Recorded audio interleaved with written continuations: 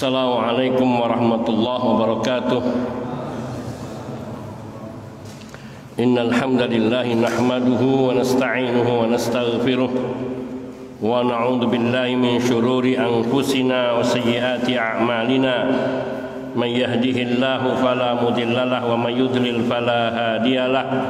Wa ashhadu an la ilaha illallah wahdahu la syarikalah wa ashhadu anna Muhammadan abduhu wa rasuluh sallallahu alaihi wa ala alihi wa sahbihi wa sallama tasliman katsira, amma ba'd.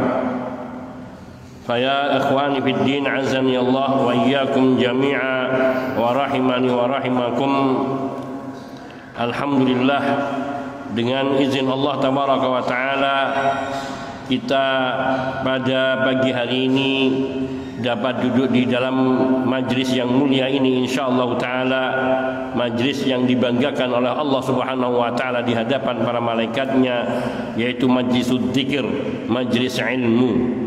Walhamdulillah wa insyaallah topik pembahasan kita, tema kita adalah berkenaan dengan tauhid, hal yang terpenting dan tertinggi di dalam agama ini, yang ia merupakan dakwah para nabi dan para rasul dari zaman Nabi Nuh alaihi salatu wassalam sampai dengan Nabi kita Muhammad sallallahu alaihi wasallam, dan semuanya mengajak kepada rukun iman yang 6, dan tidak ada satupun dari rasul-rasul dan nabi-nabi yang pernah mendapatkan wahyu dari Allah dan mereka yang diutus oleh Allah, melainkan perintah mereka ataupun ajakan mereka adalah beriman kepada rukun iman yang 6. Dan oleh karena itu akidah Islam adalah akidah para rasul dan para nabi, dan agama Islam adalah agama para rasul dan para nabi, yaitu ketundukan dan kepasrahan secara total dan mutlak kepada Allah Azza wa Jal. Dan itulah yang Allah firmankan, dan tujuan penciptaan manusia, wa ma khalaqtul jinna wal insa illa liya'budun ma uridu minhum mir rizqin wa ma uridu ayyut'imun. Sekali-kali tidaklah aku ciptakan jin dan manusia kecuali agar mereka beribadah kepadaku, mengesakanku, mentauhidkanku.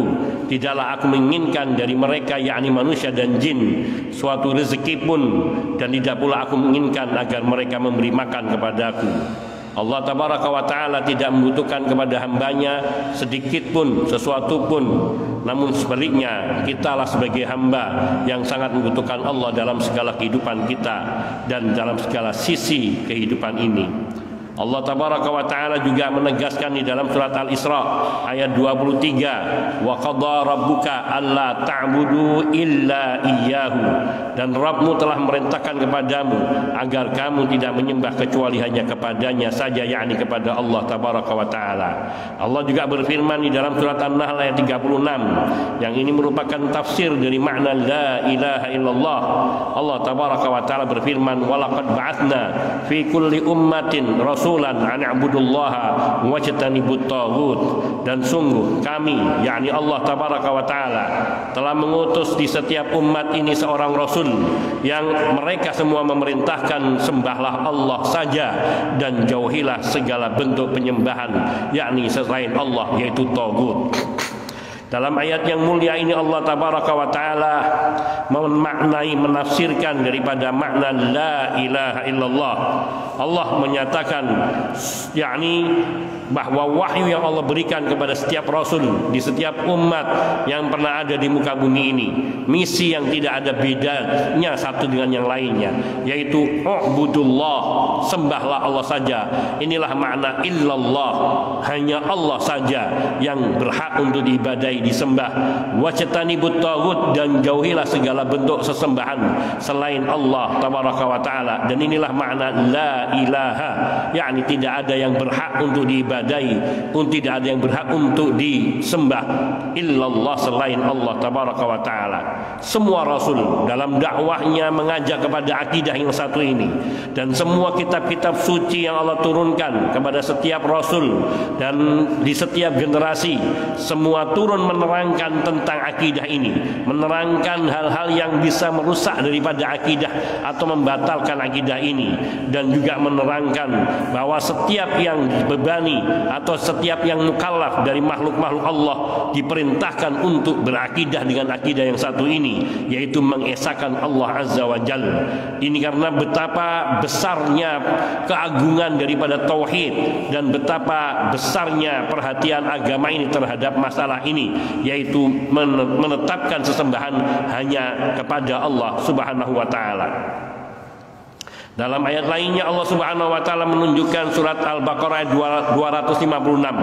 Allah Subhanahu wa taala berfirman, "Faman yakfur bit-taghut wa yu'min billah faqad istamsaka bil urwatil wuthqa lang fisama laha." Maka barang siapa yang kufur ingkar kepada taghut, yakni segala yang disembah diibadahi selain Allah, itu namanya taghut. Maka barang siapa yang kufur ingkar kepada semua taghut, inilah makna la ilaha, tidak ada yang berhak disembah. Maknanya segala sesembahan selain Allah adalah batil, adalah taghut yang harus dikufuri. Maka barang siapa yang kufur kepada taghut wa yu'min billah, dan hanya beriman kepada Allah semata, maka sungguh faqad istamsaka bil urwatil wuthqa, ia telah berpegang teguh dengan tali ikatan yang kokoh yang kuat, yakni tali agama Islam, tali tauhid ini. Lan fisamalaha, siapa yang memegangi tali yang kokoh ini, tali yang tidak akan pernah terputus, yakni untuk senantiasa mengesahkan Allah Azza wa Jalla. Maka maknanya barang siapa yang ia melepaskan tali ikatan ini dari tangannya, berarti dia telah melepaskan akidah itu dari lehernya.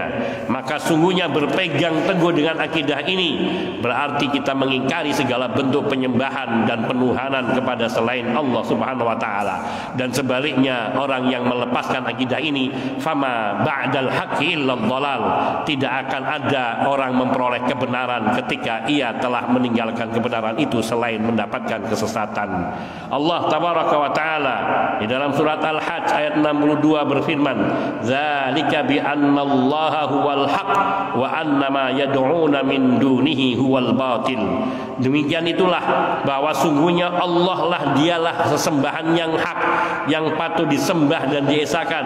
Wa annama yad'una min dunihi, dan segala yang mereka sembah selain Allah huwal batil, itu adalah sesembahan yang batil, Tuhan-Tuhan yang batil, Tuhan palsu.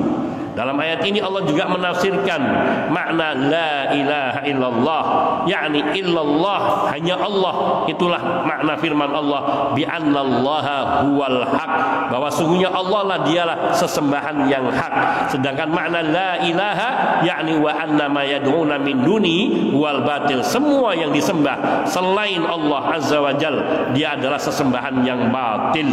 Maka orang yang menyembah kepada selain Allah Subhanahu wa taala, tempat kembalinya adalah neraka jahanam, naudzubillahi minan nar. Akidah, hakikatnya, maknanya, sederhananya, sesuatu yang diyakini oleh seorang hamba, sesuatu yang dianut dan dipegangi oleh seorang hamba, itulah akidah. Maka akidah itu harus dipegangi dari sumber yang benar, yang harus diyakini bahwa apa yang diyakini hati kita, diyakini seorang hamba adalah sesuatu yang bersumber dari sumber yang benar dan difahami dengan pemahaman yang benar. Ketika makna la ilaha illallah diartikan dengan cara yang benar, difahami dengan makna yang benar, dan dipegangi dengan cara yang benar, maka ia akan menjadi penyelamat bagi dirinya di kehidupan dunia ini maupun di kehidupan akhirat nanti. Dan satu panduan yang terbesar yang bisa menuntun manusia kepada jalan keselamatan, yaitu kitabullah dan sunnah Rasul sallallahu alaihi wasallam, dan memahami keduanya seperti para sahabat Nabi yang mulia radhiyallahu ta'ala anhum majma'in memahami Al-Quran was sunnah. Karena sungguhnya kesesatan dan penyimpangan itu terjadi disebabkan karena berpalingnya mereka dari cara para sahabat memahami Al-Quran dan Sunnah, sehingga kita bisa mengenal adanya perbedaan atau timbulnya perpecahan di dalam tubuh kaum muslimin, bukan karena mereka tidak berpegang kepada Al-Quran, karena mereka masih tetap menjadikan Al-Quran sebagai pedomannya, bukan karena mereka berpaling dari Nabi, karena mereka tetap memegangi hadis-hadis Nabi, namun dikarenakan mereka memahami Quran dan Sunnah dengan akal fikirannya dan bukan mengikuti petunjuk Rasul Sallallahu Alaihi Wasallam, yaitu sebagaimana yang ditangkap, difahami dan diamalkan oleh para sahabat Nabi yang mulia. Disinilah yang harus dijadikan pegangan. Itulah pegangan dari para ulama kita terdahulu sampai masa depan mendatang lagi, sampai hari ke depan nanti. Itulah yang dimaksudkan dengan golongan yang selamat, golongan yang mendapatkan pertolongan, yang Rasul Sallallahu Alaihi Wasallam beliau bersabda, la tazalu ta'ifatun min ummati zahirina 'alal haq la yadurruhum man khadalahum wa hum 'ala dzalik hatta taqumas sa'atu. Akan senantiasa ada segolongan dari umatku yang mereka akan membela kebenaran, mendakwahkan kebenaran, menonjolkan kebenaran, dan mereka akan senantiasa dalam perlindungan dan pertolongan. Tidak ada seorang pun atau segolongan manapun yang dapat menghinakan mereka, menelantarkan mereka sampai datangnya hari kiamat nanti, selama mereka tetap berpijak kepada kebenaran ini. Yakni yang dikatakan oleh Imam Ahmad rahimahullahu taala, aku tidak tahu golongan ini kalau bukan dari ahlul hadis, yaitu orang-orang yang berpegang kepada sunnah Nabi di dalam memahami Al-Quran, dan juga berpegang kepada jalan para sahabat yang mereka termasuk adalah estafeta daripada dakwah Rasul Sallallahu Alaihi Wasallam dari generasi beliau kepada generasi sesudahnya. Itulah pula yang disabdakan oleh Nabi Sallallahu Alaihi Wasallam, yang wasiat beliau merupakan pegangan utama kita, yakni agar alaikum bil kitabi was sunnah, alaikum bisunnati wa sunnatil khulafair rasyidin al mahdiyina min ba'di. Hendaknya kalian senantiasa berpegang teguh dengan sunnahku dan sunnah para khalifah yang mereka datang setelahku. Addu 'alaiha bin nawajid, gigitlah erat-erat dengan gigi gerahmu. Maknanya gigit, pegangi dengan teguh dan jangan lepaskan. Fa iyyakum wa muhdatsatil umur fa inna kulla muhdatsatin bid'ah. Dan jaga amalan sunnah, jangan sampai ditinggalkan, dan jangan berpaling kepada amalan-amalan yang tidak memiliki sandaran, karena bisa menjatuhkan kita kepada kesesatan. Pernyataan Nabi alaikum bisunnati wa sunnatil khulafair rasyidin adalah wasiat untuk bisa mencapai jalan keselamatan, adalah mengikuti jejak para sahabat Nabi yang mulia, sebagaimana beliau katakan, al jamaah ma ana alaihi wa ashabi, yang dinamakan jamaah yang harus kalian ikuti, pegangi, yaitu mereka yang berada di atas jalanku dan jalan yang ditempuh oleh para sahabatku yang mulia radhiyallahu taala anhum majma'in. Dan Nabi memberikan batasan yang sangat tegas, jelas. Siapa-siapa yang mereka masih memegangi jalan kebenaran ini, mereka yang dimuliakan Allah. Dalam sabdanya, khairun nasi qarni, tsummal ladina yalunahum, tsummal ladina yalunahum. Sebaik-baik generasi adalah generasi yang hidup di masaku, yaitu generasi para sahabat Nabi yang mulia radhiyallahu taala anhum ajmain.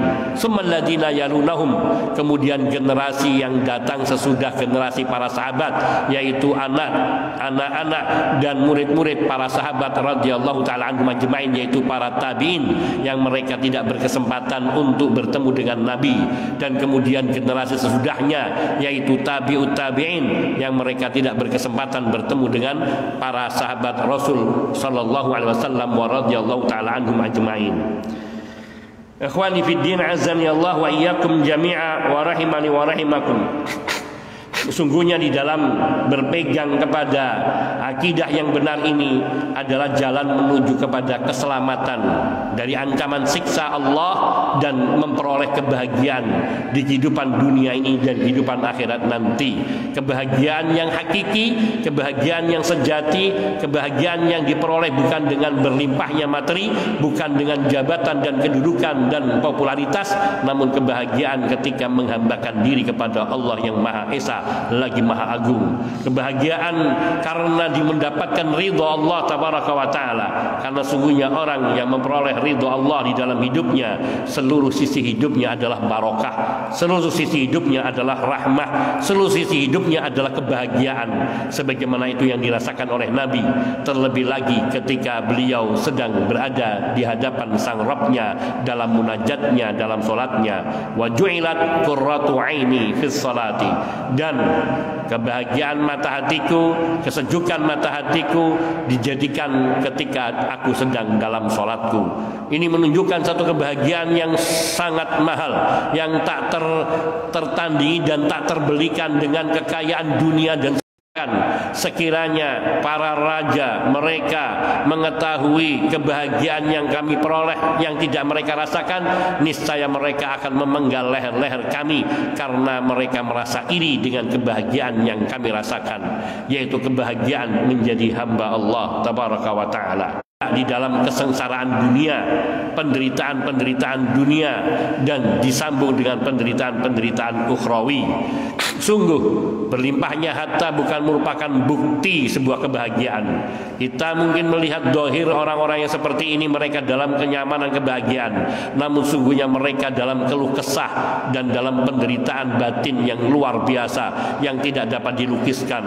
Sehingga mereka kadang-kadang sampai mengatakan, sekiranya saya dapat membeli bahagiaan dengan seluruh harta saya, akan saya beli kebahagiaan itu. Padahal kebahagiaan itu dengan mudahnya bisa diperoleh, yaitu dengan menjadi hamba Allah yang mukhlis, hamba Allah yang mentuluskan ibadah hanya kepada Allah subhanahu wa ta'ala. Karena dia akan memperoleh ketenangan hati, ketenangan jiwa, yakni dengan senantiasa menjadikan Allah sebagai pusat yang ditujunya di dalam hidup ini, yakni dengan senantiasa mengingati Allah subhanahu wa ta'ala. Keutamaan daripada akidah Islam ini, akidah yang benar ini, karena orang yang berakidah ini maka dia terselamatkan dari ancaman serangan ataupun ancaman dari darah dan juga harta. Orang-orang yang mereka berada di dalam akidah Islam, maka di dalam negeri Islam dan oleh penguasa-penguasa Islam, mereka terbebaskan dari ancaman darah dan harta.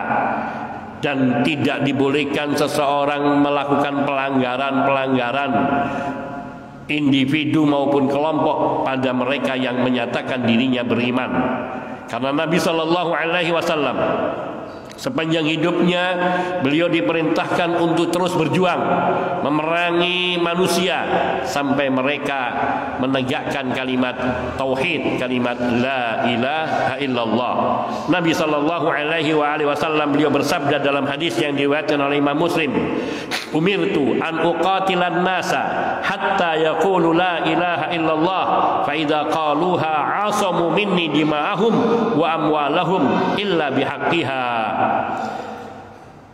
Aku diperintahkan yakni oleh Allah Subhanahu wa taala untuk terus berjuang melawan, memerangi manusia, yaitu dengan ilmu, dengan dakwah, dengan akhlak yang mulia, dengan nasihat-nasihat, dengan hujjah, uqatilan nas, memerangi manusia itu dengan itu semuanya, bahkan dengan pedang bila itu dibutuhkan, sampai mereka semua mengucapkan la ilaha illallah, sampai mereka semua faham makna la ilaha illallah, sampai mereka mengakui bahwa tidak ada sembahan yang hak di alam semesta ini selain hanya Allah Azza wa Jalla. Maka ketika mereka telah mengucapkannya dengan kerelaan dan dengan keyakinan yang ada di dalam hati mereka, sungguh mereka akan terselamatkan, terjaga darah dan harta mereka, kecuali apa yang menjadi haknya, yakni hak daripada kalimat la ilaha illallah tersebut.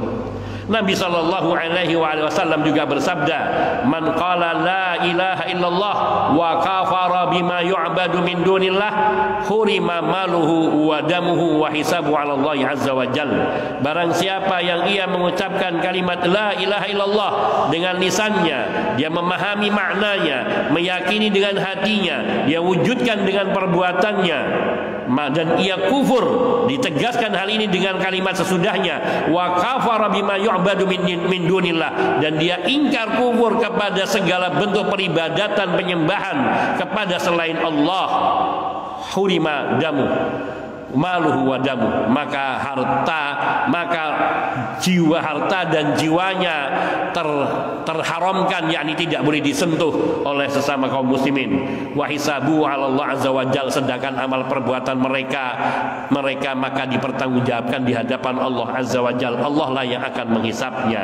Hadis riwayat Imam Muslim. Ikhwani fid din, azani Allah wa iyyakum jami'a. Akidah yang benar ini juga merupakan akidah yang akan menyelamatkan dari azab Allah di hari kiamat nanti. Imam Muslim meriwayatkan dari Jabir bin Abdullah radhiyallahu taala anhuma bahwa Rasulullah sallallahu alaihi wasallam beliau telah bersabda, "Man laqiyallaha la yusyriku bihi syai'an dakhalal jannah." Barang siapa yang ia bertemu dengan Allah dalam keadaan dia tidak menyekutukan Allah dengan sesuatu pun, maknanya ketika dia meninggal dunia, dia telah membersihkan dirinya dari segala bentuk dosa syirik, baik dengan bertaubat kepada Allah atau menjadi muslim, yakni dengan bertaubat dari segala dosa kesyirikan.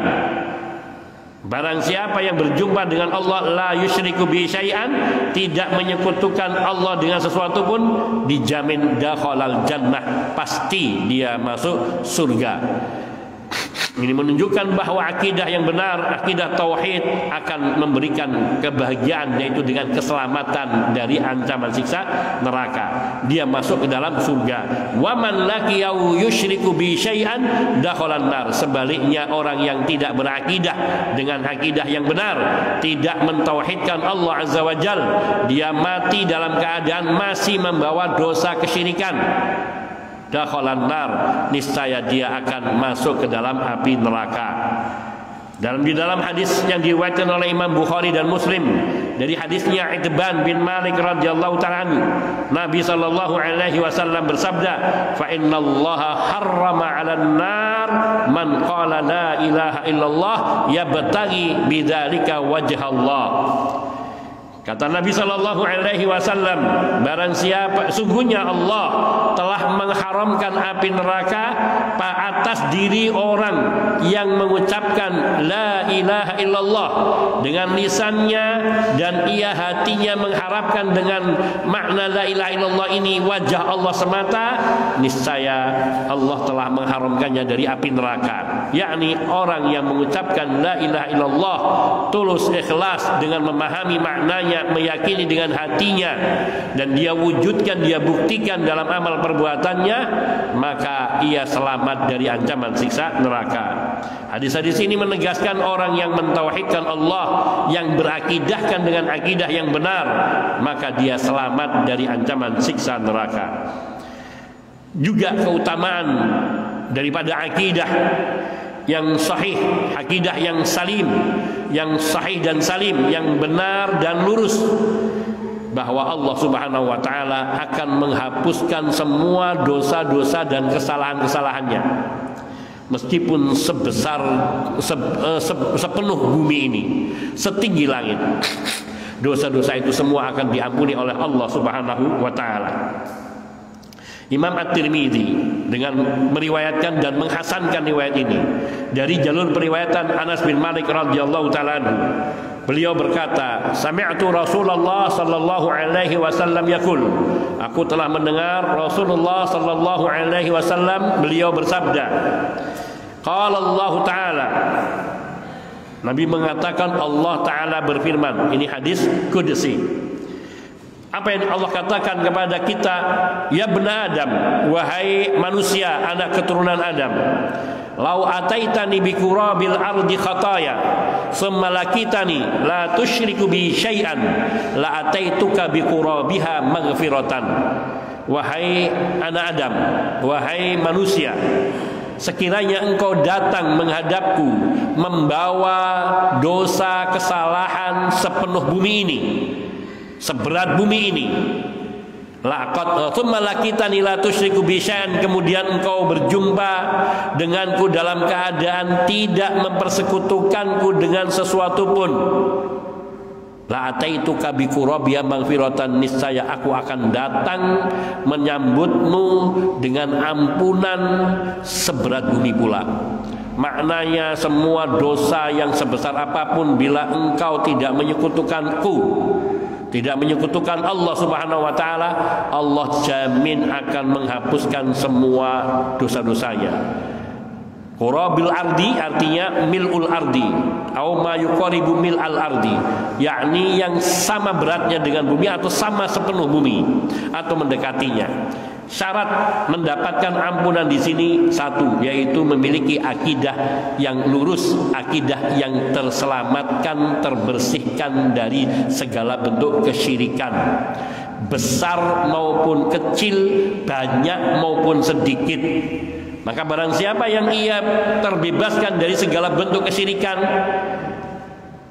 maka dia sahibul qalbis salim, dialah yang memiliki hati yang bersih, hati yang suci, yang Allah Ta'ala firmankan di dalam surat Asy-Syu'ara ayat 88-89. Yauma la yanfa'u malun illa man yauma la yanfa'u malun wala banuna illa man atallaha biqalbin salim. Yakni di hari di mana saat itu tidaklah berguna segala bentuk harta dan anak keturunan. Orang yang memiliki kekayaan terbesar atau terkaya di dunia, sepanjang hidupnya dalam kesenangan, dikelilingi dengan anak-anak yang baik, itu semua tidak akan memberikan faedah apa-apa kalau dia tidak membawa hati yang bersih, yaitu yang tersucikan dari segala bentuk kesyirikan. Karena Allah mengatakan illa, semua itu tidak ada manfaatnya. Anak hartanya tidak ada faedahnya. Harta yang dia sedekahkan dalam jalan-jalan kebaikan dan menolong manusia, semua tidak ada gunanya.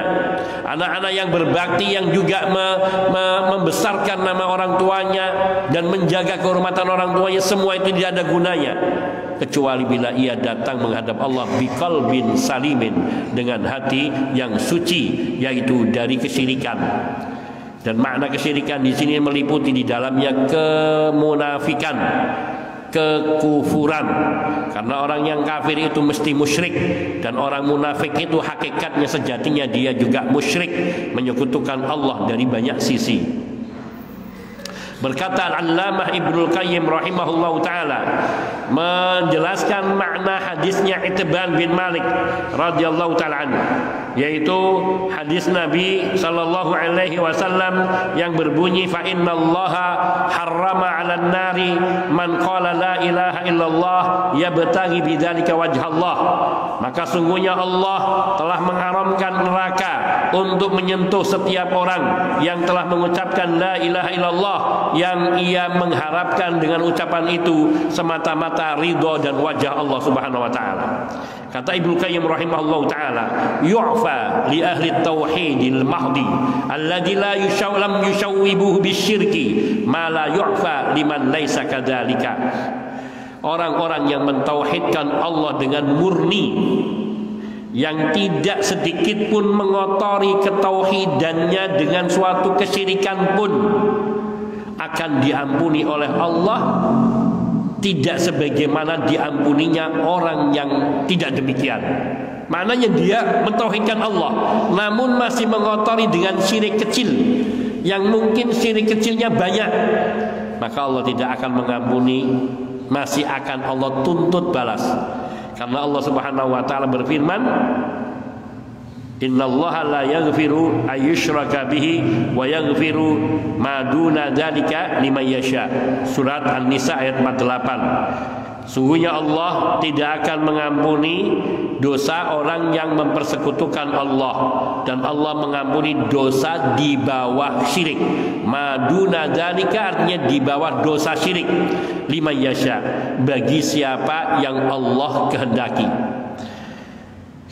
Falau lakiyal muwahhidul ladzi lam yusyrik billahi syai'an albatta tarabbau biqurabil ardi khataya. Kata Imam Ibnu Qayyim rahimahullah, sekiranya orang yang mentauhidkan Allah, yang tidak menyekutukan Allah dengan sesuatu pun sekecil apapun, dia menghadap Allah tabaraka wa taala membawa dosa-dosa sepenuh bumi.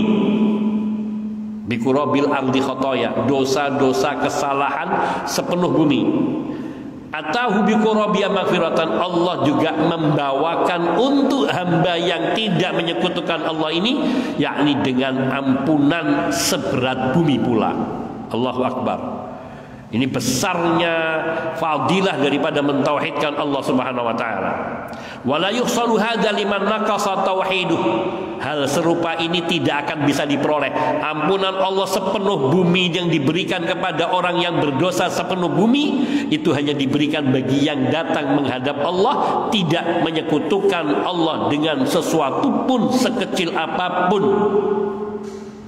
Dan orang yang mengotori tauhidnya, menghilangkan kesempurnaan tauhidnya dengan melakukan beberapa perbuatan yang merusak tauhidnya, kesyirikan, kekufuran dan kemunafikan, baik kemunafikan akbar maupun kemunafikan kecil, terutama kesyirikan akbar maupun kesyirikan kecil, maka ia tidak akan memperoleh hal ini. Fa'inat tauhid al-khalis alladhi la yushawwibu syirkun la yabqa ma'ahu dzambun, karena tauhid yang murni yang tidak dikotori oleh suatu kesyirikan pun tidak akan menyisakan satu dosa pun baginya. Allahu Akbar. Satu keagungan yang besar dari Allah Azza wa Jalla. Kenapa? Li'annahu yatadammanu min mahabbatillah wa ijlalihi wa ta'dimihi wa khaufihi wa rajaihi wahdah ma yujibu ghasla dzunubi. Karena sungguhnya orang yang mentauhidkan Allah dengan tauhid yang murni, yang tidak mengotorinya dengan suatu noda kesyirikan pun, ini mengandung makna kecintaan kepada Allah, pengagungan kepada Allah, pemuliaan kepada Allah, rasa takut kepada Allah, dan berpengharapan kepada Allah Azza wa Jalla semata. Yang ini semua akan menghapuskan dan mencuci dosa-dosanya meskipun sepenuh bumi itu. Walau kanat qurabal ardi, meskipun sepenuh bumi. Fan najasatu 'aridatun wad dafi'u laha qawiyyun.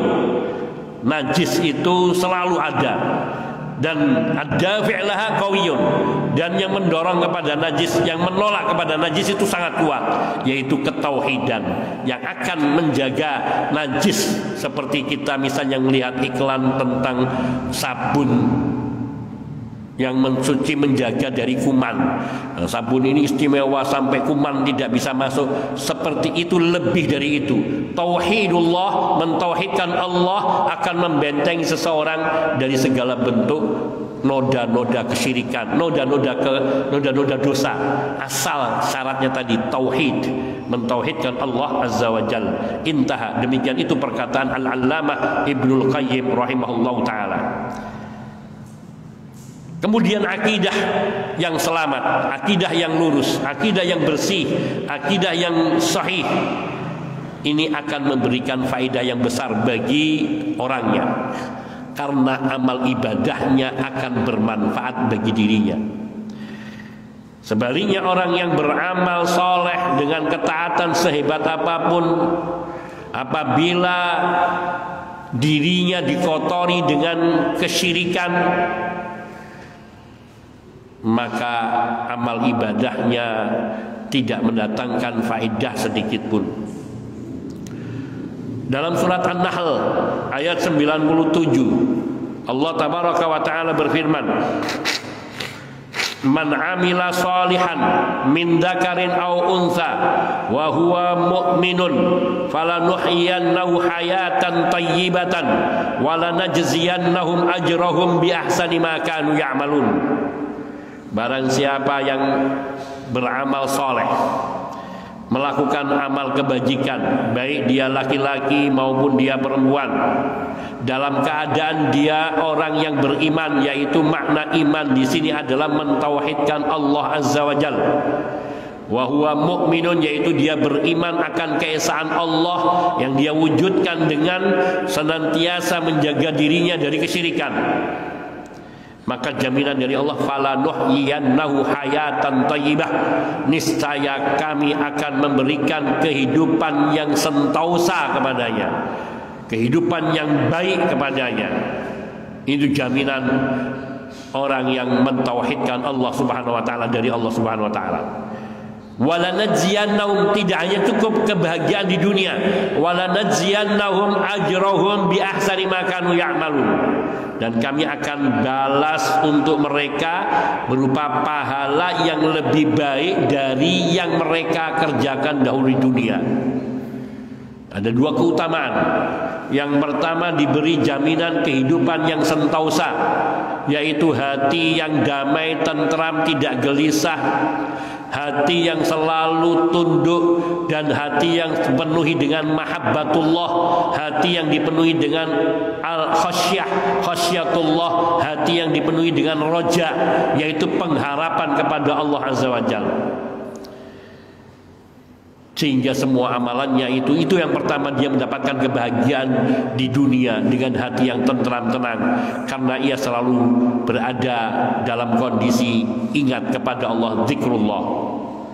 Kebahagiaan yang kedua, kebaikan yang akan diperolehnya di akhirat nanti, dia akan dibalasi dengan balasan yang lebih baik dari amalannya. Karena amalan yang di dunia yang kita kerjakan itu sangat kecil, sangat sedikit. Sekiranya kita melakukan amalan yang kecil, menyingkirkan duri dari jalanan ataupun benda tajam yang bisa melukai seseorang di jalanan, kemudian Allah berikan balasan di dunia ini berupa kenikmatan dunia, langsung diberikan semuanya, maka seluruh dunia dan seluruh isinya, akan terkalahkan dengan keutamaan daripada menghilangkan gangguan di jalanan itu. Dasarnya harus wa huwa mu'minun, dia beriman kepada Allah, mentauhidkan Allah Subhanahu wa taala. Ketika Rasul sallallahu alaihi wasallam menyatakan rakaata al-fajri khairun minad dunya wa ma fiha, 2 rakaat salat qobliyah subuh, qobliyah fajar, itu nilainya lebih baik dari dunia dan seluruh isinya. Ini lebih baik. Dan itu bukan berarti lebih baik sedikit, lebih baik yang tak terkalahkan. Bahkan ucapan, kata Syekh Muhammad bin Shalih Al-Utsaimin rahimahullah, subhanallah, ucapan subhanallah walhamdulillah atau subhanallah wa bihamdih, ini kalau diukur dengan dunia dan seluruh isinya, ini masih lebih baik balasan dari subhanallah wa bihamdih. Maka sungguh kita ini bila beriman dengan iman yang benar, mentauhidkan Allah, tidak ada sisi kehidupan kita yang jelek. Nyapu rumah bukan pekerjaan yang membebani. Ada misalnya burung merpati atau di rumah ada burung yang kemudian mengotori rumah atau kucing yang mengotori rumah, kita membersihkannya bukan sesuatu yang melelahkan bila kita tahu bayarannya. Contoh misal, kita diminta, tolong nak, ini bersihkan ruang depan, nanti kamu tak kasih 10 juta. Kira-kira kita lakukan atau kita nunda-nunda?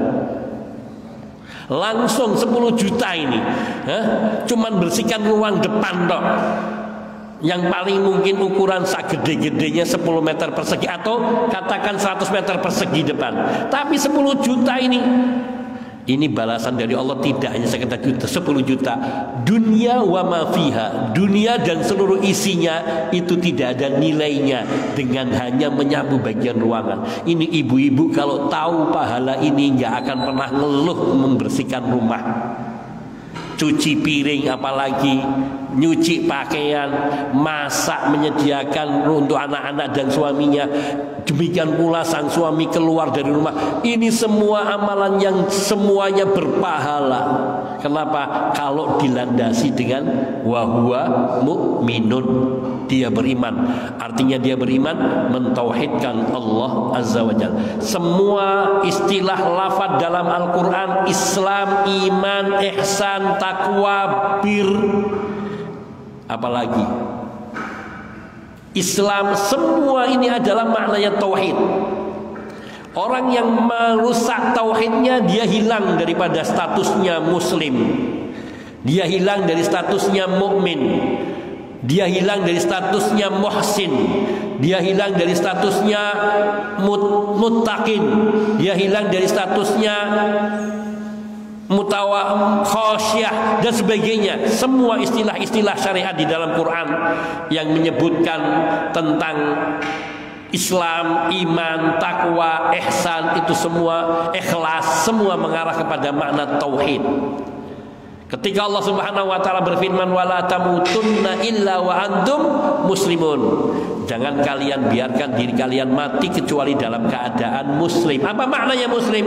Mentauhidkan Allah Azza wa Jalla. Cuman kita kadang terlena dengan kalimat muslim. Oh, saya sudah muslim, aman dah. Pokoknya kalau sudah muslim itu aman, nggak mungkin lagi terjatuh kepada kesyirikan. Wong saya muslim. Nah, ini salah. Karena ada perintah dari Allah, jangan biarkan dirimu mati kecuali dalam keadaan muslim. Apa artinya muslim? Mentauhidkan Allah Subhanahu wa taala. Maknanya apa? Kita diperintahkan untuk menjaga tauhid kita sampai detik hembusan nafas terakhir kita. Dan apa makna tauhid itu? Sungguh kita wajib mengenal tauhid dengan baik dan benar. Yang pertama, mengenali makna la ilaha illallah. Bukan artinya tidak ada Tuhan selain Allah, karena banyak Tuhan-Tuhan yang disembah selain Allah. Tetapi maknanya tidak ada sesembahan yang hak. Banyak Tuhan yang disembah, tapi tidak ada Tuhan yang disembah yang hak kecuali hanya Allah Subhanahu wa taala. Banyak orang mempertuhankan berbagai bentuk, dari mempertuhankan matahari, bulan, bintang, mempertuhankan gunung, mempertuhankan pohon, mempertuhankan gua, batu, keris, cincin, mempertuhankan segala macam bentuk kesyirikan, sampai mempertuhankan harta, tahta, jabatan. Itu semua adalah bentuk-bentuk taghut, penyembahan, peribadatan, menundukkan diri, menghinakan diri pada semua itu. Karena makna ta'abbud adalah merendahkan diri kita dengan senantiasa mengagungkan yang kita sembah, yakni hanya haknya Allah Azza wa Jalla yang kita perlakukan seperti itu. Demikian sebaliknya dari ayat yang kita sebutkan surat An-Nahl 97 di atas. Yakni di sini disebutkan yang An-Nahl 98, barang siapa yang beramal soleh, laki maupun perempuan sama, selagi dia mengamalkannya dalam keadaan dia sebagai orang mukmin yang mentauhidkan Allah, yang menjaga ketauhidannya, niscaya Allah akan memberikan dua hal kehidupan di dunia yang baik, sentosa, bahagia, dan di akhirat diberi balasan dengan yang lebih baik dari apa yang sudah kita kerjakan di dunia. Sebaliknya, akidah yang rusak, maka akidah yang rusak ini akan menghapuskan semua pahala dari amal soleh seseorang, meskipun amalan itu amalan tinggi, amalan besar dalam Islam. Allah Tabaraka wa Ta'ala memberikan contoh larangan ini pada surat Az-Zumar ayat 65, yakni dengan firman-Nya, walaqad uhiya ilaika wa ilal ladina min qablika la in asyrakta la yahbatanna 'amaluk wa la takunanna minal khasirin. Bayangkan, siapa yang Allah ancam ini, Allah tidak lagi mengancam kepada hamba-hamba kayak kita, tapi Allah langsung mengancamnya para nabi dan para rasul. Allah Subhanahu wa taala menyatakan apa? Walaqad uhiya ilaika, sungguh telah diwahyukan kepadamu, wa ilal ladina min qablika, dan kepada nabi-nabi, rasul-rasul sebelummu. Apa wahyu itu? La in asyrakta, sekiranya engkau, dan itu wahyu Allah kepada semua nabi, sekiranya engkau wahai Nuh, sekiranya engkau wahai Ibrahim, sekiranya engkau wahai Musa, sekiranya engkau wahai Daud, dan seterusnya sampai sekiranya engkau wahai Rasul Muhammad sallallahu alaihi wasallam, alaihi wassalatu wassalam. La in asyrakta, sekiranya kamu menyekutukan Allah, sekiranya kamu berbuat kesyirikan, apa ancamannya? La yahbatanna amaluk, maka Allah akan menghapuskan semua pahala amalanmu. Adakah amalan yang lebih tinggi dari amalan para nabi? Amalan yang paling tinggi, yang paling hebat adalah amalan para nabi.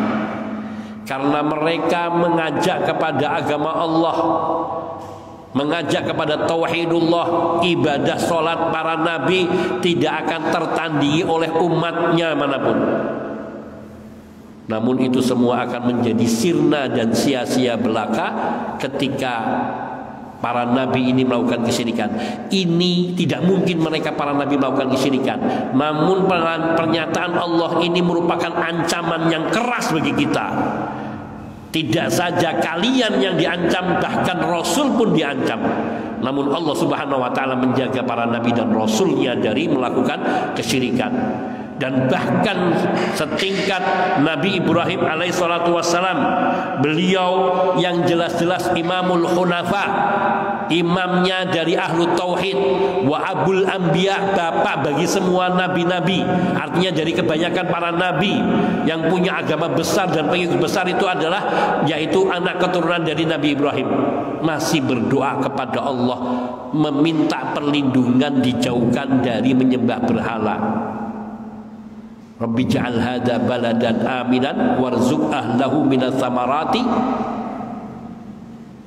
wajnubni wa baniya, atau minats samarati man amana minhu billahi wal yaumil akhir wajnubni wa baniya an na'budal asnam. Wahai Rabbku, berilah karunia. Rabbi Allah, wahai Rabbku, Rabbi ja'al hadza baladan aminan, jadikanlah negeri-negeri yang aman, yaitu Makkah. Warzuq ahlahu minas samarati man amana minhu billahi wal yaumil akhir, dan karuniailah buah-buahan, aneka ragam buah-buahan siapa saja yang tinggal di dalamnya yang beriman kepada Allah dan beriman akhir-akhir. Wajnubni, dan jauhkanlah aku wa baniya dan anak keturunanku an na'budal asnam, dari kami menyembah berhala. Maka kekhawatiran terhadap kesyirikan ini tidak boleh pernah hilang dari diri kita, karena ia mengintai setiap diri, setiap manusia. Allah tegaskan lagi larangan dan ancaman kepada para nabi ini di dalam surat Al-An'am ayat 88. Allah Subhanahu wa ta'ala menegaskan, walau asyraku, sekiranya para nabi dan para rasul itu mereka berbuat syirik, la habitu anhum ma kanu ya'malun, sungguh niscaya semua pahala dari amalan mereka akan sirna, terhapus. Kalaulah para nabi, para rasul ini semua ibadah mereka akan menjadi sia-sia, apalagi kita umatnya yang ibadah kita enggak setingkat ibadahnya para nabi. Sholat kita, puasa kita, sodakoh kita, haji umrah kita, dan semua ibadah-ibadah yang kita miliki jauh di tingkatan para nabi atau nabi kita Muhammad sallallahu alaihi wasallam. Maka sungguh ancaman besar kalau seseorang merasa aman karena ada orang mengatakan sedikit-sedikit syirik, sedikit-sedikit syirik. Ini orang harus waspada, karena sungguhnya kesyirikan itu mengancam umat ini dengan sangat halus. Nabi Shallallahu Alaihi Wasallam menyatakan apa? In asyirku fi ummati akhfa min dabibin namli ala safatin sauda fi lailatin dolma. La ilaha illallah. Sesungguhnya kesyirikan yang terjadi di tengah umatku seperti seekor semut yang berjalan di atas batu karang hitam di tengah malam yang gelap. Artinya begitu lembut dan halusnya kesyirikan itu menyusup ke dalam diri kita. Wong ujub riya saja itu syirik. Nabi sallallahu alaihi wasallam menyatakan, inna akhwafa ma akhafu alaikumus syirkul asghar. Sungguhnya yang paling aku takutkan dan aku khawatirkan akan menimpa diri kalian, yaitu kesyirikan kecil. Qalu wa masyirkul asghar. Para sahabat tanya, ya Rasulullah, apa itu syirik kecil? Arya, pamer, ingin dipuji. Ini saja sudah dikatakan syirik.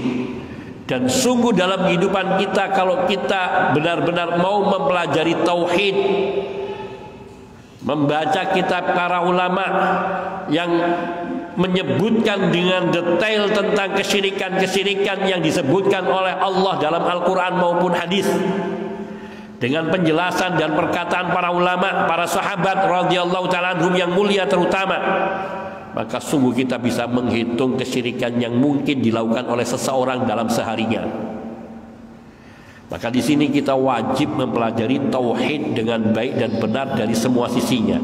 Ketika mempelajari tauhid, yaitu memahami makna la ilaha illallah dan apa yang menjadi hak-hak dari kalimat la ilaha illallah, rukun dari la ilaha illallah, syarat-syarat dari la ilaha illallah, dan semua hal yang terkait dengan makna la ilaha illallah. Dan juga memahami dan mengenali dengan baik lawan dari tauhid, yaitu syirik. Karena orang yang dia tahu tauhid tapi tidak tahu syirik, dia dengan mudah akan terjatuh kepada kesyirikan.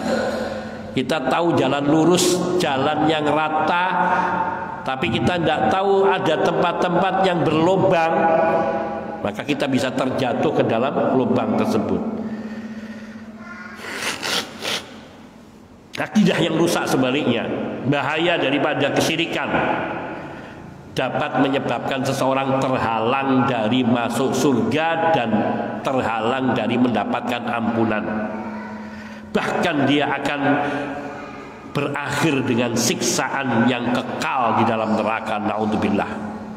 Allah tabaraka wa ta'ala berfirman, seperti yang saya sebutkan di atas surat An-Nisa ayat 48, innallaha la yaghfiru ayyushraka bihi wa yaghfiru ma duna dzalika liman yasha. Sungguhnya Allah tidak akan mengampuni, la yusyrik, la yaghfiru, Allah tidak akan mengampuni ayyushraka bihi, dosa menyekutukan Allah atau Allah dipersekutukan.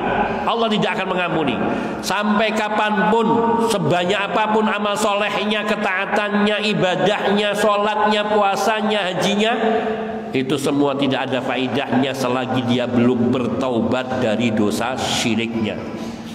Dan dosa syirik itu tidak terhapuskan dengan amal soleh, tidak bisa. Syirik itu hanya bisa dihapuskan dengan taubat, dengan kita meminta ampun, mengakui perbuatan syirik kita, kemudian meninggalkannya dan bertekad untuk tidak mengulanginya lagi. Itulah taubat. Maka orang yang bertobat, illa man taba wa amana wa amila sholihan faulaika yubaddilullahu sayyiatihim hasanatin. Maka barang siapa yang bertobat kemudian dia beriman dan beramal soleh, maka amal-amal ketaatannya, amal-amal solehnya yang dilakukan sebelum dia bertobat yang tidak ada faidahnya, Allah akan gantikan menjadi amal kebaikan. Yubaddilullah sayyiatim hasanat. Amal buruk mereka seperti ibadah apapun, ketaatan apapun, kebaikan apapun, bila dilakukan di dalam kesyirikan, semuanya dikatakan sayyiat. Namun ketika dia taubat dari kesyirikannya, yubaddilullah sayyiatim, amal kebaikan-kebaikan yang dulu yang tidak ada faidahnya, Allah angkat dan Allah terima. Sebagaimana sabda Nabi SAW kepada seorang sahabat yang menceritakan tentang dirinya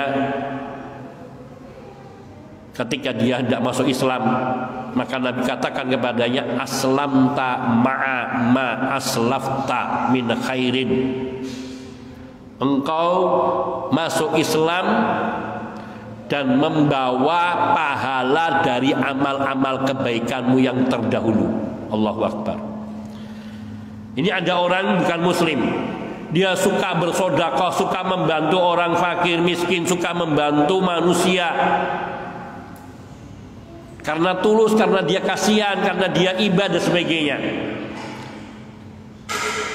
Selama dia di dalam kekafirannya, maka ibadah semuanya itu sayyiat semua. Orang kafir itu semua perbuatannya sayyiat, jelek semua, tidak ada yang bagus. Tapi ketika dia menyatakan asyhadu an la ilaha illallah wa asyhadu anna muhammadar rasulullah, semua ketaatan yang pernah dilakukan itu dia bawa dan menjadi amal soleh. Yubaddilullah sayyiatihim hasanat. Allah ganti yang tadinya jelek nilainya, dirubah menjadi nilai hasanat, kebaikan. Allahu Akbar. Maka ini fadilah daripada tauhid. Sebaliknya kesyirikan menjadikan amal perbuatan tidak diampuni. Innallaha la yaghfiru ayyushraka bihi. Tidak akan mengampuninya. Sampai kiamat pun Allah tidak akan mengampuninya. Dan ini pernyataan Allah yang qat'i, yang tegas, yang disepakati oleh para ulama semuanya.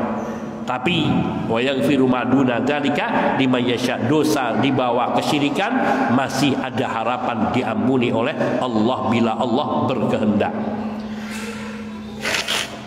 Di dalam surat Al-Maidah ayat 72, Allah Subhanahu wa taala berfirman, "Innahu may yusyrik billah faqad harramallahu 'alaihil jannah wa ma'wahun nar wa ma lidh-dhalimin min ansar." Innahu may yusyrik, dia sungguhnya orang yang mempersekutukan Allah, maka sungguh Allah telah harramallahu 'alaihil jannah, Allah haramkan surga untuknya. Wa ma'wahu jahannam, dan tempat kembalinya adalah neraka jahannam. Wa ma lidh-dhalimin min ansar, dan orang-orang yang zalim, yaitu orang yang berbuat kesyirikan, mereka tidak akan pernah mendapatkan pertolongan.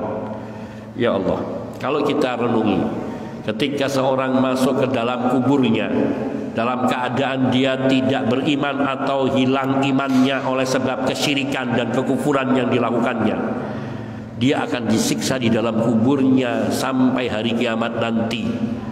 Bayangkan ia sendirian di alam kubur, disiksa oleh malaikat-malaikat Allah dengan dahsyat yang teriakannya didengar oleh semua bahaim. Tasma'uhu kullul bahaim, kata Nabi, yang deritanya, teriakannya didengar oleh semua binatang, illa tsaqalain, kecuali dua makhluk, manusia dan jin. Walaula anta dafanau, kata Nabi, sekiranya kalian tidak akan saling menguburkan, artinya kalau sekiranya kalian tidak akan mati, la da'autullaha ayyusmi'akum min azabil qabri ma asma'u minhu alladhi asma'u minhu.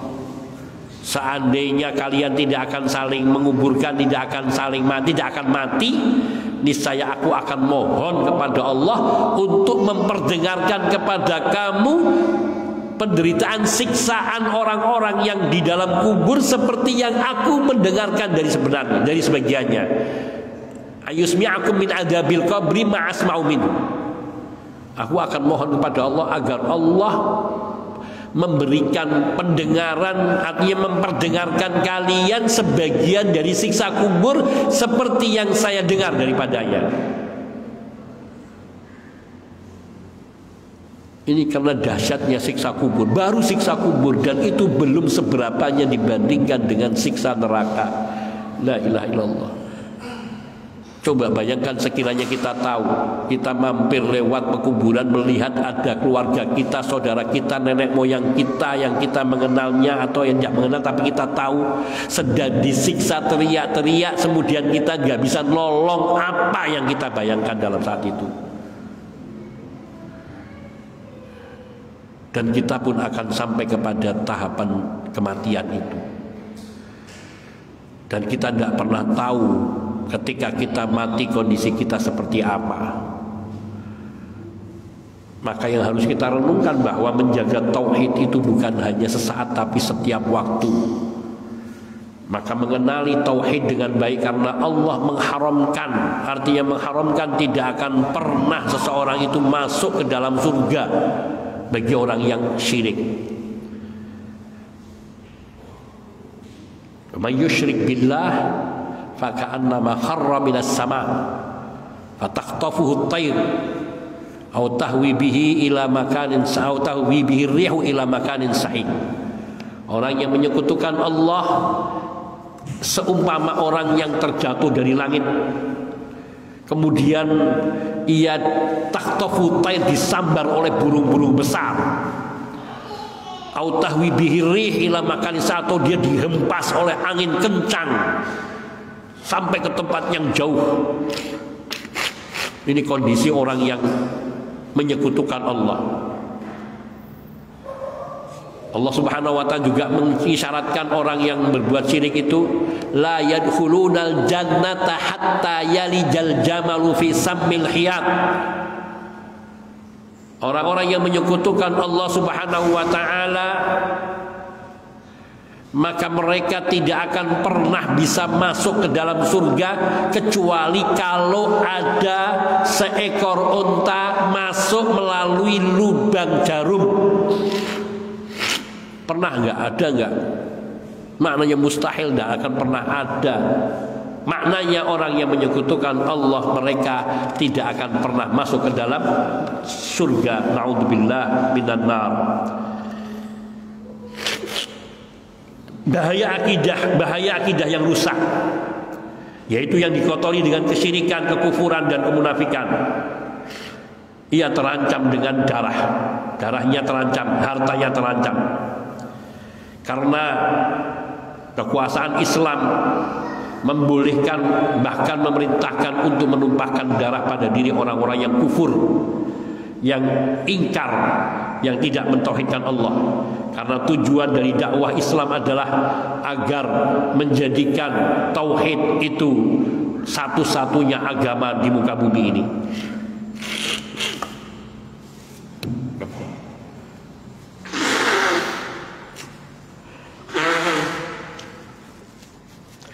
Rasulullah sallallahu Allah Subhanahu wa ta'ala berfirman di dalam surat Al-Anfal ayat 39, wa qatiluhum hatta la takuna fitnatun wa yakuna ad-dinu kulluhu lillah.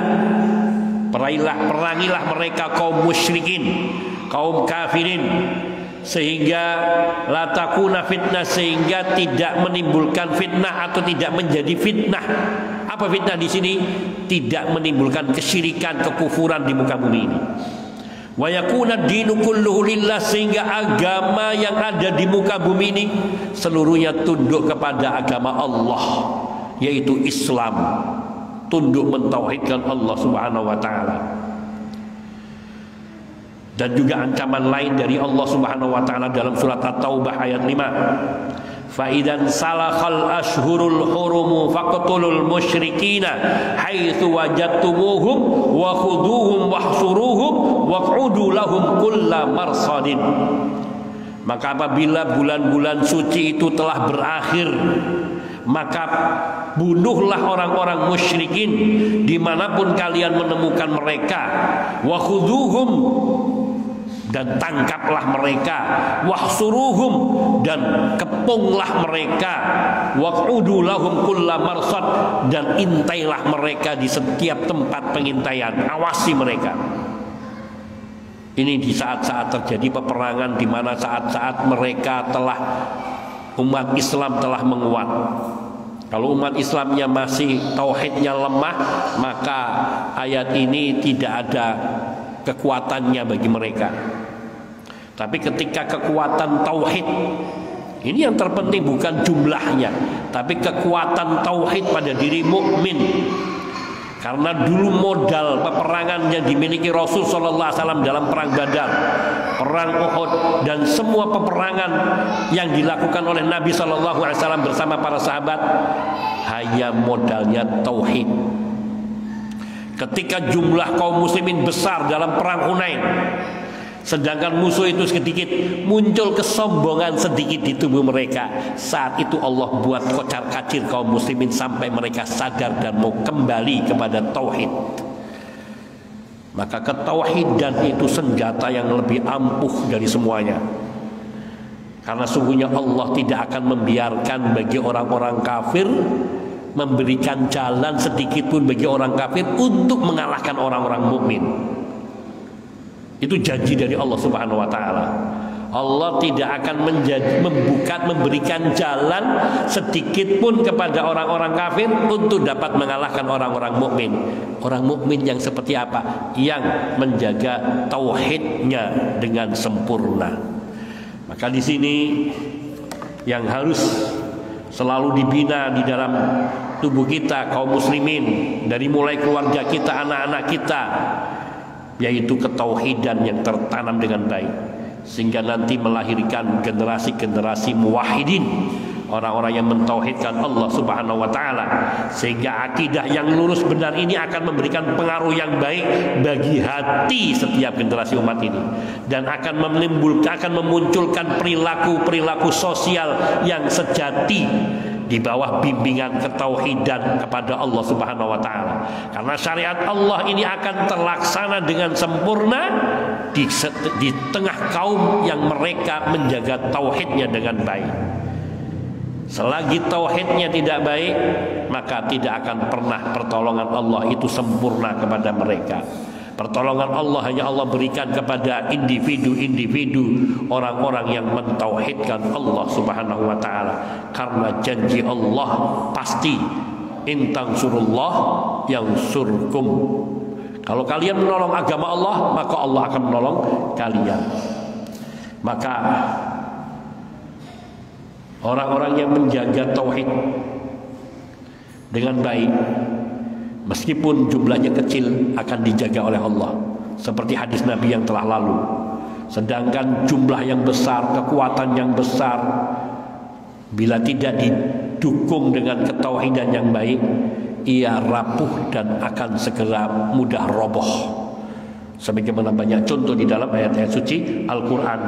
Mereka yang membangun masjid dilandasi dengan takwa Allah, itu akan kokoh dibandingkan dengan masjid yang megah mewah tapi tidak dibangun di atas keimanan dan ketauhidan, dibangun di atas kemunafikan, maka dia akan mudah runtuh dan tidak akan mendatangkan manfaat.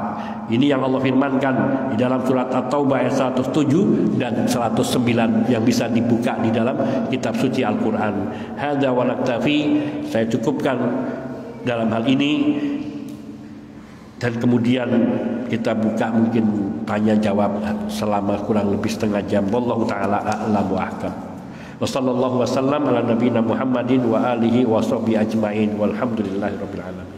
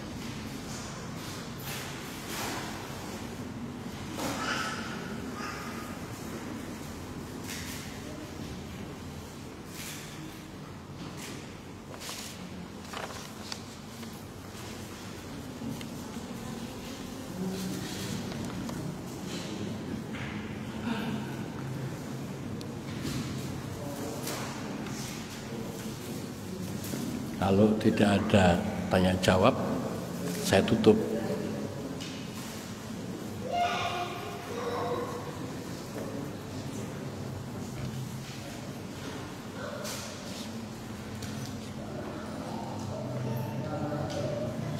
Nah,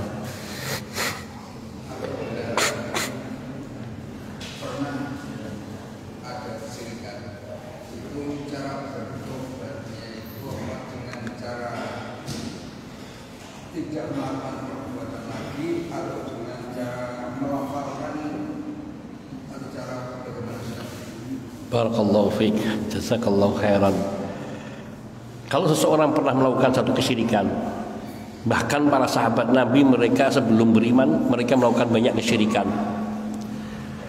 Namun tadi bahwa kesyirikan itu terhapuskan dengan seseorang menyatakan dirinya sebagai muslim kalau sebelumnya dia non muslim, kalau sebelumnya kafir. Karena Nabi mengatakan aslam ta al-islamu yajubu ma qabla. Islam itu menutupi semua dosa yang sebelum Islam. segala macamnya. Dengan seorang menyatakan asyhadu an la ilaha illallah wa asyhadu anna muhammadar rasulullah, maka dia dosanya bersih dan ibarat bayi yang kecil, dan dia mendapatkan pahala dari amal perbuatan kebaikannya di masa kufurnya. Lalu kalau ini seorang yang sudah muslim kemudian dia berbuat kesyirikan karena kebuduhan, karena masa-masa jahiliyah, maka taubat itu ada 5 hal. Ada poinnya 3, tapi 5 hal ini yang disebutkan oleh Syekh Muhammad bin Shalih Al-Utsaimin melengkapi yang 3. Yang pertama yaitu ikhlas karena Allah. Seorang ya benar-benar ingin bertobat, dan tobatnya karena Allah dan bukan karena yang lain. Kenapa karena Allah? Ada orang yang sudah dulu pernah berbuat kemaksiatan. Wah, saya sudah tua, saya sudah nggak bisa lagi minum minuman. Jadi berhentinya bukan karena Allah. Maka ini belum bertobat, meskipun sudah nggak melakukannya lagi. Meskipun sudah nggak melakukan lagi. Seperti orang juga misalnya dia suka mencuri dulunya, tapi kemudian keamanan dijaga perketat. Ada penjaga keamanan di depan perumahannya atau di perumahannya yang keliling setiap malam, sehingga dia merasa kesulitan. Sudahlah, saya tobat saja. Tapi bukan karena Allah, tapi karena tidak memungkinkan dia melakukan lagi, maka ini dia dikatakan tobat. Ini satu, maka harus ikhlas karena Allah Subhanahu wa ta'ala. Ini yang pertama. Yang kedua, tobat itu harus dibarengi dengan penyesalan. Karena tanpa penyesalan maka mengisyaratkan belum tulus tobatnya. Nabi Shallallahu Alaihi Wasallam beliau bersabda, at-taubatu an-nadamatu taubatun, an-nadamatu taubatun. Menyesal adalah taubat. Artinya kalau orang sudah menyesali perbuatan dosanya, ya Allah, kenapa kok saya sampai bisa melakukan ini, ya Allah, itu sudah bagian dari taubat. Namun itu belum tersempurnakan, harus dibarengi yaitu dengan tekad untuk tidak mengulangi lagi perbuatan dosanya. Ini yang ketiga. Jadi yang kedua yaitu menyesal. Yang ketiga yaitu bertekad, al-azam, adanya azam dalam diri kita untuk tidak mengulangi lagi. Kalau masih ada terbesit keinginan, wah, coba saya masih muda, nah ini artinya masih ada angan-angan ingin melakukan kejahatan itu, maka tobatnya tidak sempurna, tidak diterima, bisa tidak diampuni tobatnya.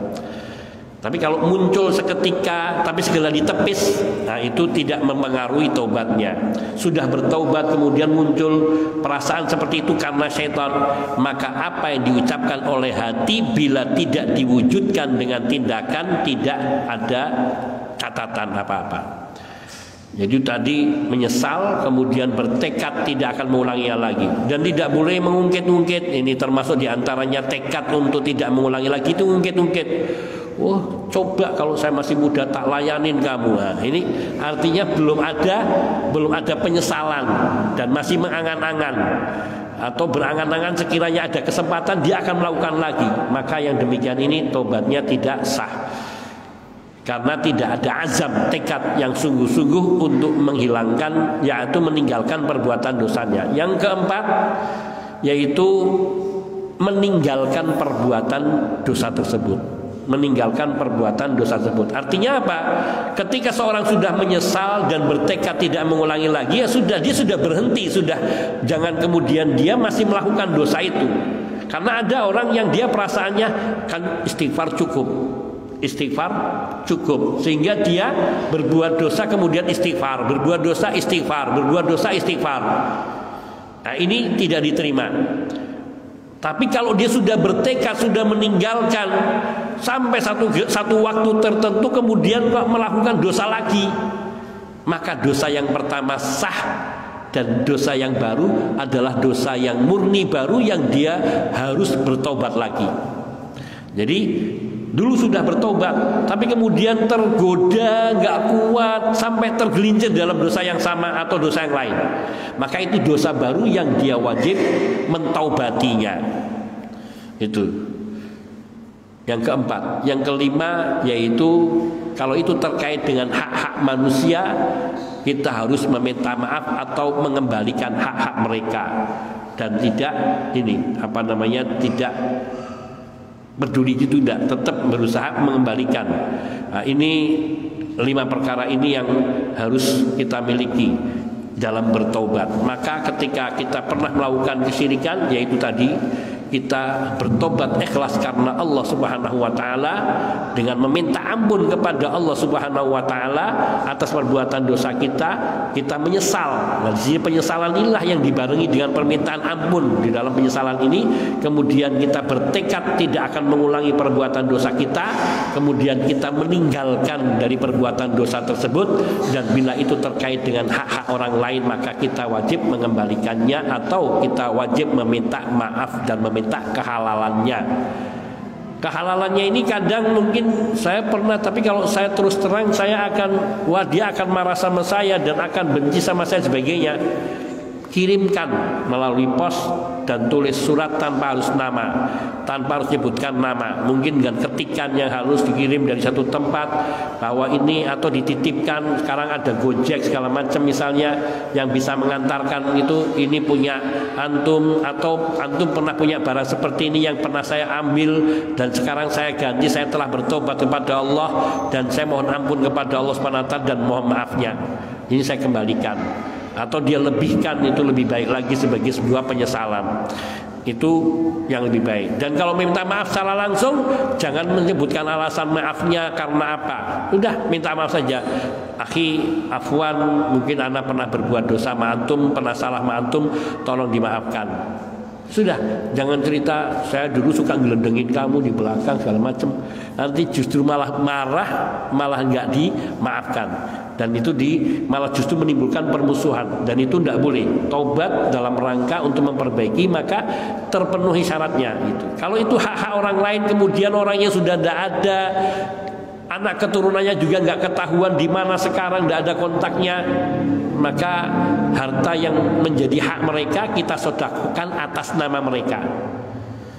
Kalau sudah disedekahkan kok ternyata suatu hari ketemu, kok kau anaknya si fulan? Ya iya, harus kita ganti. Meskipun ya sedekah kita sudah keluarkan, itu sedekah dari kita, ini kita keluarkan karena itu adalah hak mereka. Hadza wallahu taala a'lam wa ahkam. Ada yang lain? Naam.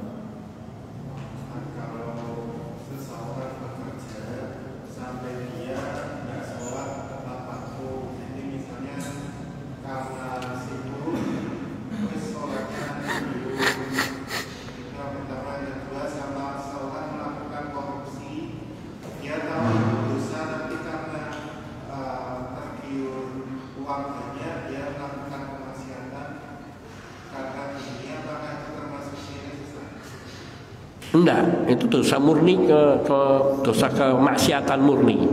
Tapi itu ada pada hak orang lain yang harus dia kembalikan. Seperti misalnya mengkorupsi perusahaan, sebisanya kita kembalikan ke perusahaan itu. Kalau perusahaan itu masih ada, baik dengan langsung ataupun cicil tadi, dengan tunai atau cicil tadi, bisa dengan dikirimkan melalui pos ataupun melalui transfer atau apa kalau kita mengetahui. Misalnya dengan transfer tunai sehingga dia tidak tahu, oh ada uang di sana sudah ada pesan, ini hak Anda yang mungkin terambil, sudah selesai dan mohon maaf, misalnya seperti itu pesannya, itu tidak apa-apa, mencukupi. Atau tadi apa?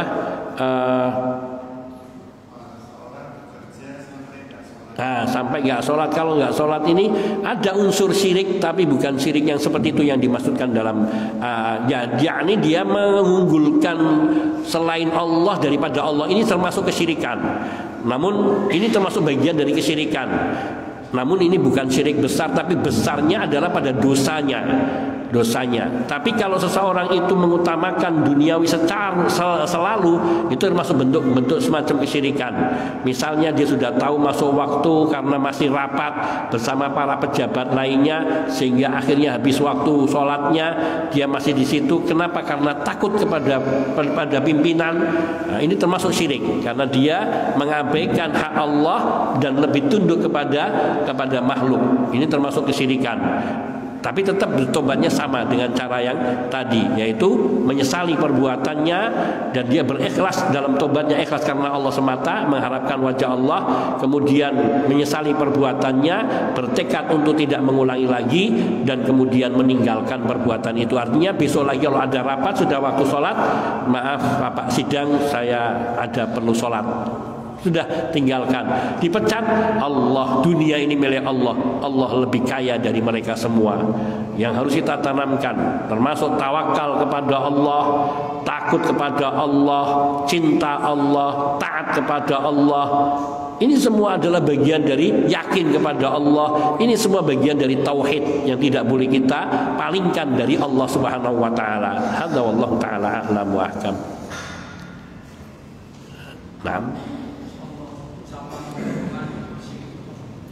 Ucapan-ucapan mengandung kesyirikan ini diantaranya seperti diterangkan oleh Abdullah ibn Abbas radhiyallahu taala anhuma. Ini termasuk juga dalam makna firman Allah, ya'rifuna ni'matallahi tsumma yunkirunaha. Mereka mengetahui kenikmatan-kenikmatan Allah, kemudian mereka mengingkarinya. Termasuk diantaranya apa? Dengan mengucapkan laulal kulaibu. Laulal kulaibu la atana lusus. Kata Abdullah ibn Abbas, seandainya, itu makna dari tafsir ayat di atas, seandainya bukan karena anjing kecil yang suka menggonggong di rumah kita ini, tentu rumah kita sudah kemasukan maling. Nah, itu menisbatkan kenikmatan aman di rumah bukan kepada Allah, padahal tahu ini adalah kelukakan karunia Allah, kita diselamatkan, tidak kecurian, itu karena Allah, tapi kemudian tidak mengakuinya, tsumma yungkirunaha, dan dia anggap bahwa yang menyelamatkan rumah ini adalah anjing kecil yang di rumah yang menggonggong kalau ada orang yang datang itu. Atau laulal batu la atanal lusus, kalau bukan karena itik yang terus kuek, tentu rumah kita sudah kemasukan maling. Ini juga ucapan seperti itu. Atau ucapan yang semacam yang diterangkan oleh para ulama, laulaka, kalau bukan karena kamu, la asbahtu kadza wa kadza, kalau bukan karena kamu sungguh saya sudah seperti ini dan seperti itu. Ini mengandung kesyirikan. Bisa syirik kecil, tapi kalau dalam ucapan makna biasa, dalam pengertian bahwa hatinya tetap kepada Allah, maka seperti diterangkan oleh Syekh Muhammad bin Shalih Al-Utsaimin rahimahullahu taala, tidak termasuk kesyirikan. Kita tahu bahwa ini adalah pertolongan Allah dan semuanya dari Allah, cuma dalam pengertian seperti Nabi Shallallahu Alaihi Wasallam sebutkan, ya Allah saya lupa satu hadisnya, yang Nabi juga menggunakan laula, seandainya bukan karena aku, laula ana lakana fid darkil asfal minan nar. Ucapan Nabi kepada pamannya Al-Abbas ketika mengatakan, "Mbok kamu tolong itu pamanmu," yaitu maksudnya Abu Thalib, karena dia yang telah menjagamu, merawatmu dan melindungimu dari musuh-musuhmu. Maka kata Nabi SAW kepada pamannya Al-Abbas, "Laula ana lakana fid darkil asfali minan nar." Kalau bukan karena aku, yaitu kalau bukan karena diri Nabi, maksudnya yang dia telah menolong Nabi, menjaga Nabi, dan bukan karena syafaat Nabi kepada Allah, niscaya Abu Thalib ini berada di darkul asfal, di neraka yang paling bawah, minan nar.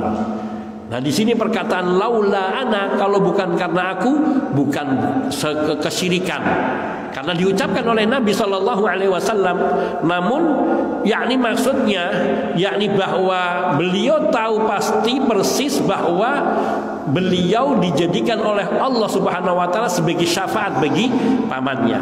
Yang menjadi sebab adalah Allah, yang membuat sebab adalah Allah Subhanahu Wa Taala dan bukan diri beliau.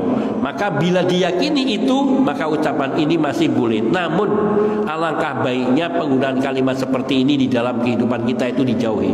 Untung ada kamu. Enggak, tapi alhamdulillah Allah menyelamatkan aku melalui dirimu, sehingga tidak melupakan Allah Subhanahu wa taala. Dalam pelajaran-pelajaran IPA misalnya di sekolah-sekolah SD terutama, ini banyak hal-hal yang terabaikan. Kenikmatan hujan. Coba cerita tentang proses turunnya hujan. Adakah di situ menyebut Allah Subhanahu wa taala? Sama sekali tidak. Dan seolah-olah bahwa Allah tidak terlibat sama sekali di dalam menurunkan hujan. Padahal dalam banyak firman Allah Subhanahu wa taala disebutkan huwallazi anzala 'alaikum minas sama'i ma'an, dialah Allah yang menurunkan kepada kalian dari langit berupa air hujan. Tapi kenapa nggak disebutkan di sini? Karena lemahnya tauhid, ilmu tauhid di dalam sekolah-sekolah atau guru-guru kita, sehingga mereka mengabaikan Allah Subhanahu wa taala. Dan ini karena apa? Karena sekularisasi yang dibuat oleh musuh-musuh Islam, para penjajah terdahulu. Dan ini lemahnya Islam. Dan banyak hal semacam itu yang selalu kita tidak menisbatkan kepada Allah, tapi menisbatkan kepada keadaan. Termasuk di antara kalimat kufur, oh ini hujan banjir karena ini cap gomeh. Nah, ini termasuk kesyirikan, karena menisbatkan turunnya hujan bukan kepada Allah tapi kepada selain Allah Azza wa Jalla. Karena peristiwa tertentu, hari tertentu bukanlah sebab kauni maupun sebab syar'i.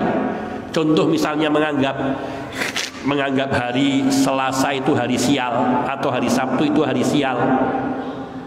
Hari-hari itu tidak menjadi sebab baik secara kauni maupun secara syar'i. Tidak ada sebabnya, maka nggak bisa dijadikan sebab. Artinya mau hari apa saja, maksudnya sabab kauni itu tidak ada dasar ilmiahnya sama sekali bahwa hari itu mempengaruhi nasib. Ada nggak dasar ilmiah bahwa kalau hari Sabtu, hari Ahad itu membuatkan dagangan rugi? Ilmiahnya apa? Kaitannya apa? Tidak ada. Itu namanya sabab kauni. Secara ilmiah, secara keilmuan, praktis, secara empirik tidak ada bukti. Beda kalau obat.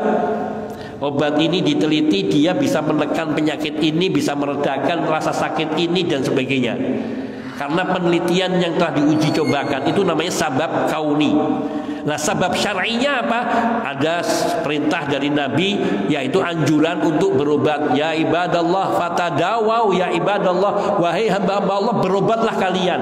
Ini namanya sabab syar'i, suatu sebab yang ada dasarnya dari syariat, dianjurkan untuk berobat. Sedangkan hari Sabtu atau hari Selasa misalnya dianggap hari sial, tidak akan kita temukan dalilnya dari Al-Quran maupun dari hadis Nabi Shallallahu Alaihi Wasallam. Maka menjadikan sesuatu yang bukan sebab dijadikan sebagai sebab, maka itu syirik. Itu kuncinya. Menjadikan sesuatu yang bukan sebab, baik secara kauni maupun syar'i, dijadikan sebagai sebab, maka itu kesyirikan. Seperti contohnya, saya kalau pakai cincin ini kok rasanya aman, atau badan saya jadi sehat. Cincin ini bukan sebab kauni, juga bukan sebab syar'i. Tapi kalau saya minum zam-zam dan saya berdoa minta sembuh, kok alhamdulillah penyakit saya sembuh, ini ada sabab syar'inya. Apa sabab syar'inya? Bahwa Nabi SAW bersabda, ma'u zam-zam lima syuriba lah, air zam-zam itu boleh diminum dengan diniatkan apa yang dia inginkan, supaya sembuh, atau supaya kenyang, atau supaya hilang rasa hausnya. Ada sabdanya dari Nabi SAW, maka namanya sababun syar'iyyun. Maka segala perkara di dunia ini yang tidak ada kaitannya secara syar'i maupun kauni dijadikan sebagai sebab, maka itu syirik. Contohnya menjadikan semacam horoskop atau apa namanya zodiak. Ini untuk mengetahui keselamatan, keberuntungan dan sebagainya. Ini syirik. Kenapa? Karena bintang, posisi bintang atau hari kelahiran seseorang di bulan tertentu, di tahun tertentu, tidak memiliki hubungan apapun dengan kesejahteraan atau kesengsaraan seseorang di dunia. Bukan sabab syar'i dan bukan pula sabab kauni. Maka tidak bisa dijadikan, kalau mempercayainya maka syirik. Itu semuanya. Dan dari banyak perkataan kalimat di dalam kita seperti itu. Seperti misalnya obat. Obat itu hakikatnya dia sababun kauni, yaitu sebab itu sebab yang kauni. Namun ketika seseorang mempercayainya berlebihan, lupa kepada musabbibnya, yaitu lupa kepada Allah yang menjadikan sebab, maka dia jadi syirik. Contohnya, saya kalau tidak minum obat ini saya nggak sembuh. Nah ini bisa syirik kecil, bisa syirik besar. Kalau syirik kecil artinya dia terlalu meyakini, dia tetap meyakini Allah menyembuhkan, tapi dia harus obat ini. Kalau nggak obat ini saya nggak sembuh. Ini sudah mengandung kesyirikan. Jadi banyak sekali dalam porsi kehidupan kita ini ucapan-ucapan keyakinan yang timbul di dalam hati kita, yang kita ucapkan, yang itu mengandung kesyirikan, yang kalau tidak kita waspadai bisa menyebabkan kita terjatuh kepada kesyirikan, baik syirik kecil maupun syirik akbar. Tapi kita harus waspada. Kalau dalam berobat harus selalu meyakini, idza maritu fa idza maritu fa huwa yashfini. Apabila aku sakit, maka dia Allah yang menyembuhkanku. Maka kita selama kita minum obatnya cocok, benar maksudnya itu tepat. Orang mau sakit flu ya obat flu. Jangan orang sakit flu obatnya obat penggemukan badan. Ini nggak ada hubungannya. Ini namanya nggak ada kaitannya. Orang sakit pilek yang diminum obat sakit pegelinu, kan ini nggak ada hubungannya. Nah itu yang salah, nggak bisa. Tapi kita minum obat sakit pusing, ya umumnya orang nggak ada gitu. Pusing minumnya obat sakit kepala. Orang flu minum obat mencegah flu dan sebagainya. Tapi dengan tetap meyakini kesembuhan itu mutlak dari Allah Subhanahu wa ta'ala. Sedangkan obat adalah sababun syar'i dan kauni. Kauninya apa? Secara empiris dia sudah terbukti dapat menyembuhkan, bukan mutlak menyembuhkan, dapat membantu menyembuhkan rasa sakit ini, penderitaan ini, tapi dengan tetap meyakini bahwa semua kesembuhan datangnya dari Allah Azza wa Jalla. Maka kalau meminum obat sebaiknya selalu diiringi dengan doa. Allahumma rabban nas adhibil ba'sa washfi anta syafi la shifaa illa shifauka shifaan la yughadiru saqaman. Atau minimal dengan doa bahasa kita, ya Allah sembuhkanlah penyakit hamba dengan sebab obat ini, dengan ridhamu dan izinmu. Jadi kita minta restunya kepada Allah, karena Allah lah yang menyembuhkan, Kau lah yang memberikan kesembuhan. Tidak ada kesembuhan kecuali kesembuhan yang datangnya dari Engkau ya Allah ya Rabb. Hadza wallahu taala a'lam wa ahkam. Mungkin ini saja, sudah jam 11, saya cukupkan. Naam. Oh iya, Pak. Waalaikumsalam warahmatullahi wabarakatuh.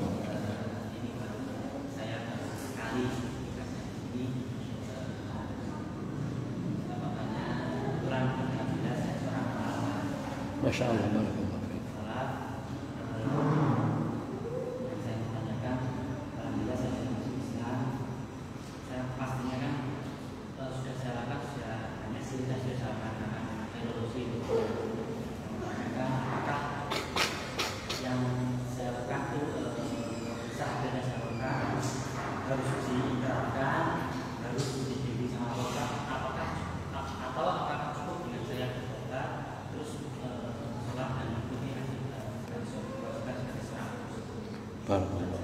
Barakallah. Sudah berapa lama menjadi mu'allaf?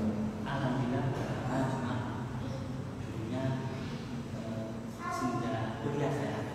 Kuliah sudah bukan Islam, cuma Islamnya Islam berapa dan ada beberapa ini ajaran sunnah.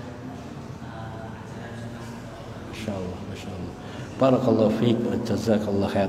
Seperti yang tadi saya sampaikan dari hadis Nabi SAW, ketika ada seorang sahabat Nabi namanya Amr bin As radhiyallahu taala anhu, beliau datang kepada Nabi SAW dan mengatakan, ya Rasulullah, saya mau masuk Islam, tapi dosa saya ini luar biasa banyaknya di masa kafir. Kata Nabi SAW, al-Islamu yajubbu ma qablah.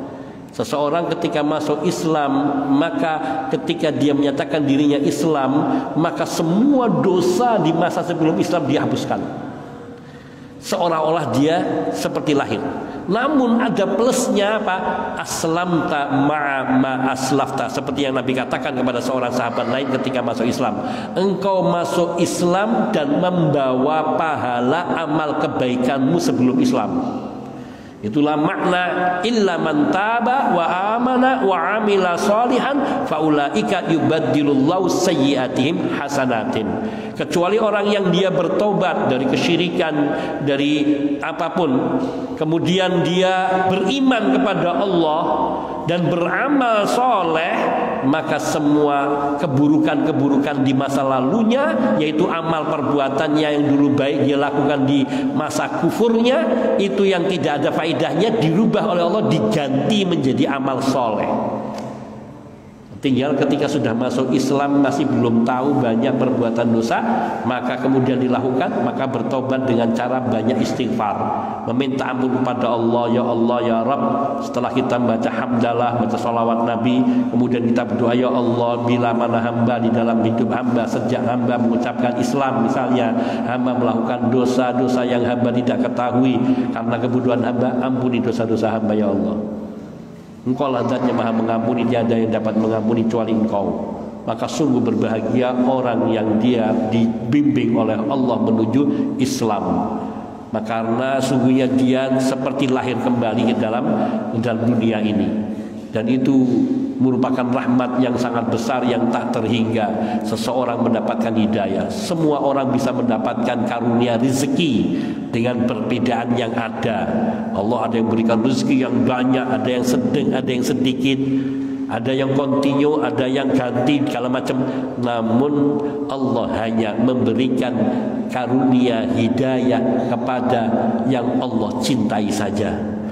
Maknanya ketika jenengan dibimbing oleh Allah mengucapkan kalimat asyhadu an la ilaha illallah wa asyhadu anna muhammadar rasulullah, karena Allah mencintai jenengan, karena Allah sayang kepada jenengan, kepada antum, sehingga Allah beri hidayah, dan itu nilainya lebih baik dari dunia dan seluruh isinya.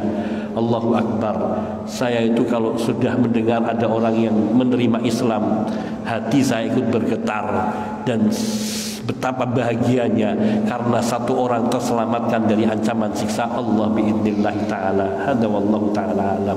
Terus berdoa kepada Allah, banyak istighfar dengan yang paling mudah, astaghfirullah wa atubu ilaih, dengan terus ataupun dengan bahasa kita semampu kita di setiap waktu. Wa insyaallah itu akan menghapuskan dosa, terutama dengan melakukan amal-amal soleh, karena amal soleh itu akan menggantikan dosa-dosa kita menjadi amal kebaikan, menghapuskan dosa kita dan digantikan dengan amal kebaikan biidznillah.